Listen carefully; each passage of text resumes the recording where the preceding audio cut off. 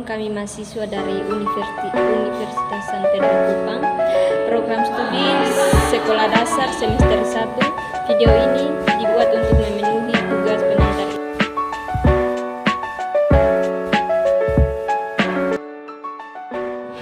Saya Pergamus Isu dengan NIM 22010137. Perkenalkan, nama saya Yunikla Patagonis, NIM 2201011031. Dan saya Leberina Sipul dengan NIM 2201011015. Baik, di sini kami akan menjelaskan tentang aliran-aliran pendidikan. Yang pertama, pengertian teori atau aliran pendidikan. Aliran-aliran pendidikan adalah pemikiran-pemikiran yang membawa pembaruan dunia pendidikan. Pemikiran dalam pendidikan itu berlangsung seperti suatu diskusi berkepanjangan, yakni pemikiran, sehingga timbul pemikiran baru.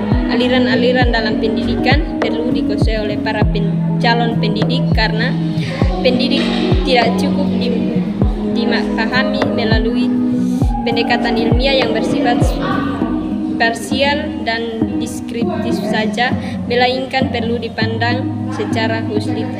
Yang berikut macam-macam teori atau aliran pendidikan.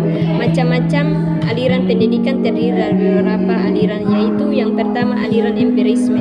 Aliran empirisme merupakan aliran yang mementingkan situasi eksternal dalam perkembangan manusia tergantung pada lingkungan, sedangkan pembawaan yang dibawanya dari semenjak lahir tidak dipentingkan. Menurut pandangan empirisme, pendidikan memegang peranan yang sangat penting, sebab pendidikan menyediakan lingkungan yang sangat ideal kepada anak-anak. Lingkungan itu akan diterima oleh anak-anak sebagai sejumlah pengalaman yang semua telah disesuaikan dengan tujuan pendidikan. Yang kedua, aliran nativisme.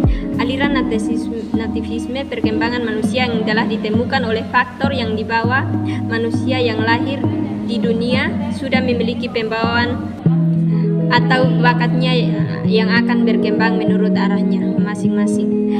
Pembawaan tersebut ada yang baik dan pula yang buruk. Oleh karena itu, menurut paham ini, perkembangan anak tergantung dari pembawaannya sejak lahir. Teori ini, anak tumbuh dan berkembang tidak dipengaruhi oleh lingkungan pendidikan, baik lingkungan sekitar yang ada sehari-hari maupun lingkungan yang direkayasa oleh orang dewasa. Disebut pendidikan, dengan kata lain pendidikan lingkungan. Masyarakat dalam orang tua tidak dipengaruhi terhadap perkembangan anak, karena setiap anak akan berkembang sesuai pembawaan, bukan oleh kekuatan-kekuatan dari luar. Dan yang ketiga, aliran naturalisme. Aliran naturalisme dipelopori oleh seorang filsuf Prancis Diderot yang muncul pada abad ke-18. Nature dalam bahasa Latin memiliki makna alam, berbeda dengan Scoperus.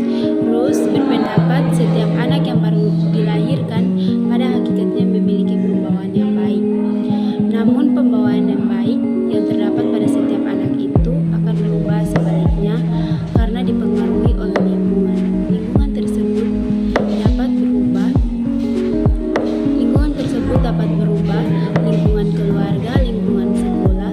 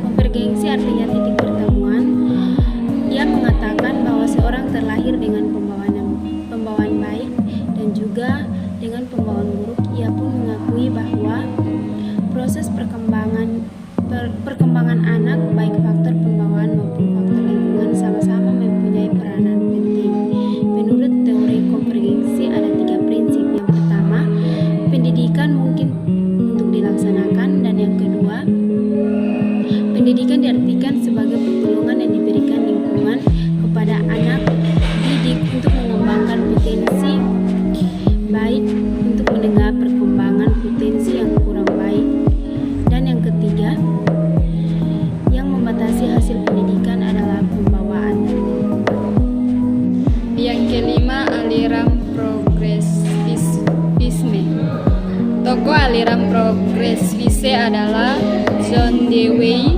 Aliran ini berpendapat bahwa manusia mempunyai kemampuan-kemampuan yang wajar dan dapat menghadapi serta mengatasi masalah yang bersifat menekan ataupun masalah-masalah yang bersifat mengancam dirinya. Aliran ini memandang bahwa peserta didik mempunyai akal dan kecerdasan. Yang keenam adalah aliran konstruktivisme. Gagasan pokok aliran ini diawali Giambattista Vico, seorang epistemolog Italia. Ia dipandang sebagai cikal bakal lahirnya konstruktivisme. Ia mengatakan bahwa Tuhan adalah pencipta alam semesta dan manusia.